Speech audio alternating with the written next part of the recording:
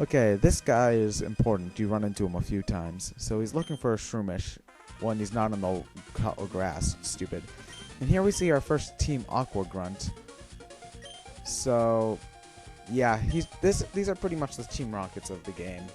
There's actually a difference between Ruby and Sapphire, because in Ruby you fight Team Aqua, in Sapphire you fight Team Aqua, and Ruby you fight Team Magma. Their song's pretty good, but not as good as the Team Rocket battle. This level 9 Poochyena is actually pretty tough if you don't have you're not properly leveled. But since we've got a Pokemon around its level, it's pretty good. But Poochyena is a dark type, so if you have a Ralts like me, you cannot use any. You probably can't hurt it by this point in the game. So I'm stuck using a Zorb, and this bastard likes to use Sand Attack. So yeah, I miss a few times because of that. It's cheap. And he gets like 3 critical hits too. Jerk. Yeah, this is a pretty straightforward fight. He's only got 1 Pokemon, so it's not too bad. And strangely enough, he's rather high leveled, when most of the time Team Rocket or Team whatever Grunts tend to have a lot of Pokemon that are rather under leveled. I guess he went the smart route and decided that 1 strong Pokemon is better than a lot of weak ones, which is actually the case in this game, which is weird. So yeah, see, that's his 2nd critical hit. So, yeah, this fight doesn't go on for too much longer. Yeah, I had to show it since it's a required fight. I think I missed 1 more time and then I hit him. So I guess... how have you guys been up to?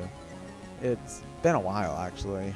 I'm sorry I haven't been on Skype or really online a lot, really. My computer's Skype isn't working. I can't get the download to work right. I can't get anything to work right, and I've got a lot of school stuff to deal with anyway. So yeah, the experience was lit, and we defeated the Team Aqua Grunt. Hooray for us. And instead of, punching the 10-year-old kid, he decides to run away. Yeah. I'm sure that the little 2-foot-tall gecko thing is so scary and so harmful and could hurt a full-grown man. Okay, so he gives you a great ball. This is very good for the beginning sections of the game. It's very good at catching things, especially these early level Pokemon. You could probably throw a great ball at some of these at full health and catch them. Yeah, so this guy basically tells you to stay out of the tall grass, but you have to go through the tall grass if you want to get through the area. So, I don't see why. And, oh, yeah, I jump cutted out of a battle there. I didn't mean to run into that guy, but I did when I was trying to get the item there, which is an ether, which is pretty good.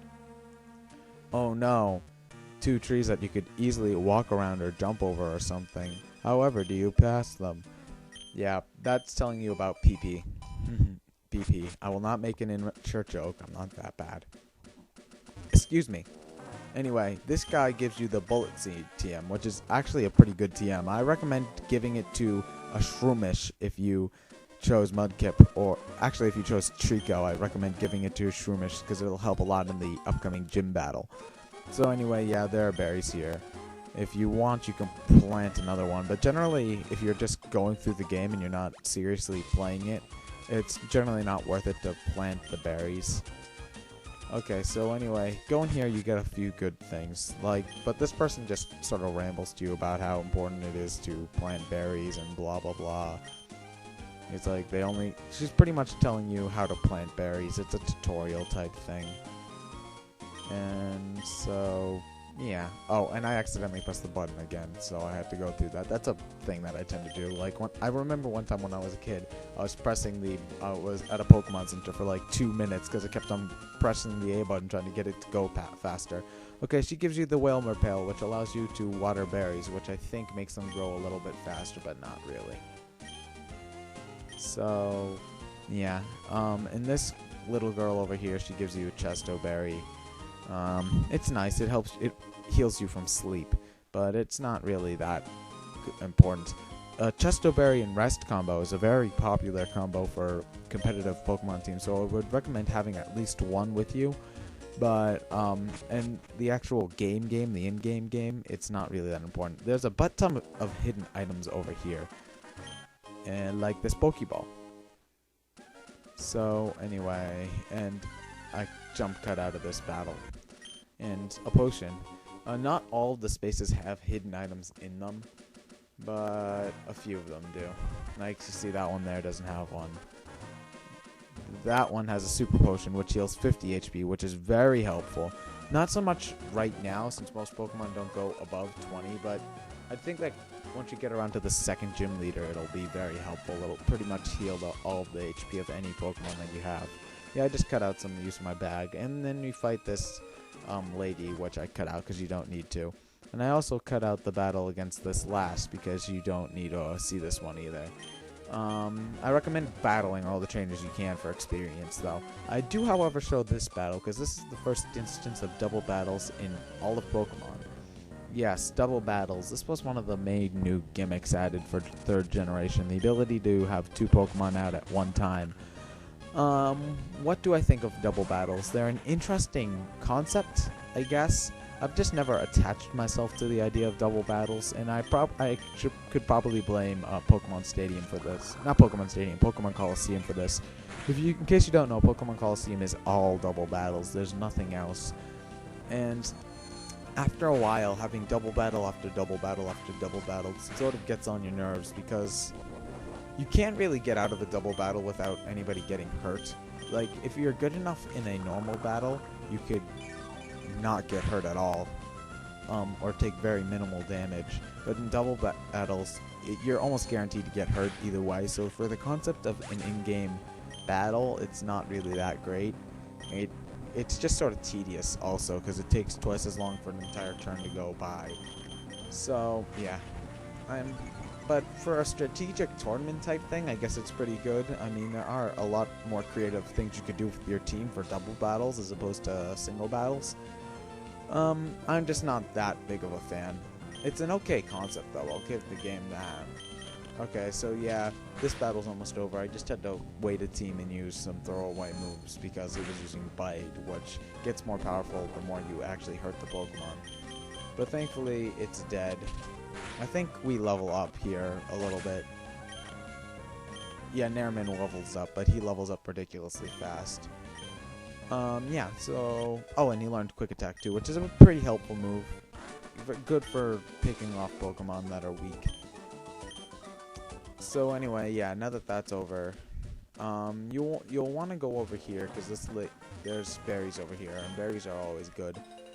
I don't remember exactly what cherry berries do, but something tells me either they heal poisoning, not poisoning, either they heal, what's it called? They heal PP, oh yeah, PP, or they heal, confusion. I can't honestly remember. You talk to this lady, she gives you a Chesto berry. Having 2 is always better than having 1. Yeah, so I'm tired of people telling me to plant berries. I'm not going to plant a single berry this entire Let's Play. I am so evil, aren't I? Yeah, see, there I am again, pressing the button too many times. So anyway, yeah, I jump cut it ahead there because I had to access the bag, and I also fought that guy who had nothing but Magikarp, so I thought there was no point in showing it. I ran over here to check if there was another hidden passage, but there isn't. Okay, here's Rustboro City. You'll want to go up here first because there's an item here, which is an X-Defend, which is good for, I'd say hard battles because it ups your defense, like if you use Defense Curl. And of course your character can't fit through there. There's nothing up there, but I just find it weird how your character can fit through some holes but not, even though your sprite can fit through them.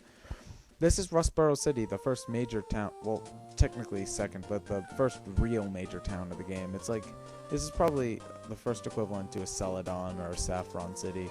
So anyway, I cut out of using the Pokemon Center, and you're going to want to go here to the Cutter's house, because he gives you the Cut HM. Basically, the Cut HM allows us to cut down those really small trees that we saw in the Petalburg Woods. As an attack, it sucks, but you're going to need to put it on an HM slave, which I'll probably catch sooner or later. I'll catch an HM slave. So, yeah, see.